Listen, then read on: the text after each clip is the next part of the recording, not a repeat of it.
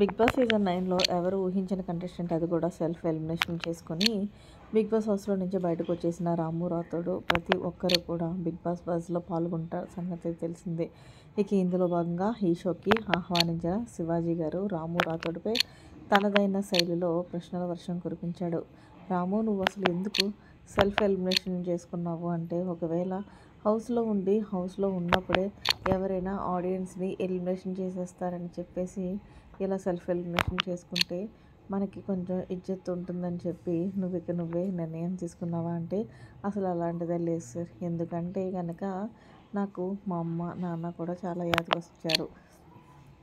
అందుకే నేను నాకే సెల్ఫ్ ఎలిమినేషన్ చేసుకుని వచ్చేసాను తప్ప, నన్ను ఏదో ఆడియన్స్ ఎలిమినేషన్ చేస్తారనే భయం నాకు ఎప్పుడూ లేదు అంటూ చెప్పుకొచ్చాడు.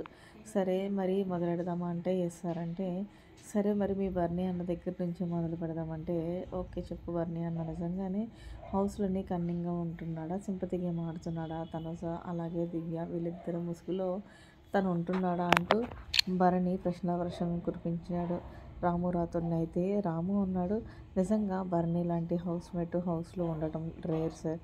ఎందుకు అంటే ఆయన ఎప్పుడు కూడా ఆయన కోసం ఆలోచించుకోడు, ఇతరుల కోసం ఆలోచిస్తాడు. ముఖ్యంగా మా అమ్మ నాన్న తర్వాత నాకు మంచిగా సపోర్ట్ చేసి నన్ను ఎప్పటికప్పుడు తీర్చిదిద్దింది అంటే బిగ్ బాస్ హౌస్లో అది బర్నీ అన్నే చెప్తాను. సో బర్నీ అన్న నిజంగా నాకు మా అన్న లాంటాడు అంటూ చాలా ఎమోషనల్గా చెప్పాడు బర్నీ గురించి. బర్నీ గారి గేమ్ పోవడానికి కూడా రీజన్ దివ్యనే, తనుజ కాదంటూ సంచలన వ్యాఖ్యలు చేశాడు బిగ్ బాస్ బస్సులో. మరి తనుజ గురించి ఏం చెప్తామంటే, తనుజ గురించి ఎంత చెప్పినా తక్కువే అవుతుంది. నిజంగా తనుజ అక్క చాలా మంచిది. నేను ప్రతి వారం నేను ఎలిమినేట్ అయిపోతానేమో అని భయపడుతున్న సమయంలో, నువ్వు ఎలిమినేట్ అవ్వవద్దు తమ్ముడు, నీకు నేనున్నాను కదా, నువ్వు సేవ్ అవుతావు అంటూ ఎప్పటికప్పుడు కూడా మా ఇంట్లో అక్కలాగా ఎలా ఉంటుందో అలాగే ధైర్యం చెప్పింది. అలాగే తనుజ అక్క గేమ్ పరంగా అయితే చాలా బాగా ఆడుతుంది. తనకు విన్నర్ అయ్యే క్వాలిటీస్ చాలా బాగా ఉన్నాయి. సో కొంచెం ఎమోషనల్ అవుతుంది ఉన్న మాట తప్ప, ఎవరన్నా నా అనుకుంటే తన గుండెలో పెట్టుకుని చూసుకుంటుందంటూ తన సక్సెస్ బిగ్ బాస్ బస్లో నిజంగా చాలా సూపర్గా చెప్పాడు రాము రాథోడ్. ఇక హిమాన్యుల్ గురించి ఏం చెప్తామంటే, హిమాన్యుల్ గేమ్ పరంగా చాలా బాగానే ఆడతాడు. సో టాస్క్ల విషయానికి అయితే నెక్స్ట్ లెవెల్, ఏ టాస్క్లో అయినా సరే తీసేస్తాడు. ఆయనలో స్పెషల్ ఏంటంటే, హౌస్లోకి వచ్చిన కానించి ఇప్పటి వరకు కూడా నామినేషన్స్లోకి రాలేదంటే. మీరే చూడండి సార్, అయిన క్రేజ్ ఎలా ఉందో.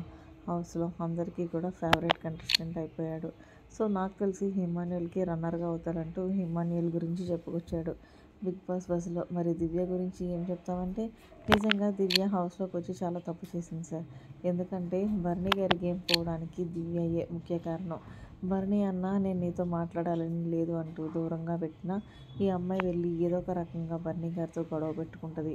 సో బర్నీ గారు తనుజ బాండింగ్ చూసి వచ్చింది కాబట్టి, బర్నీ గారితో ఉంటే ఆమెకు కూడా మంచి ఇంపాక్ట్ పడుతుందనే ఆలోచనలోనే బర్నీ గారికి ఏమో చెడదొబ్బింది. నిజంగా దివ్య లాంటి కన్నింగ్ అమ్మాయి నేను చూడలేదు.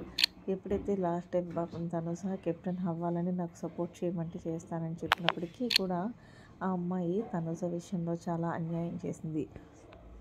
నా లైఫ్లో దివ్య అంత కన్నింగ్ ఫీలో బిగ్ బాస్ బస్లో సంచలన వ్యాఖ్యలు చేశాడు రాము రాథోడ్. మరి ఫైనల్గా టాప్ 5లో ఎవరుంటారంటే, ఖచ్చితంగా అయితే భరణి, తనుజ, ఇమాన్యుల్, డివన్ పవన్ అలాగే పవన్ కళ్యాణ్, ఐదుగురు ఉంటారు బిగ్ బాస్ హౌస్లో. వచ్చేసి రాము రాథోడ్ తన ప్రయాణాన్ని ముగించుకొని బయటకు వచ్చేసాడు. మరి బిగ్ బాస్ బస్లో మాట్లాడిన రాము రాథోడ్ కరెక్ట్గానే మాట్లాడారా లేదా అనేది కామెంట్ చేయండి. మరిన్ని లేటెస్ట్ అప్డేట్స్ కోసం మన ఛానల్ సబ్స్క్రైబ్ చేసుకోండి. Thanks for watching.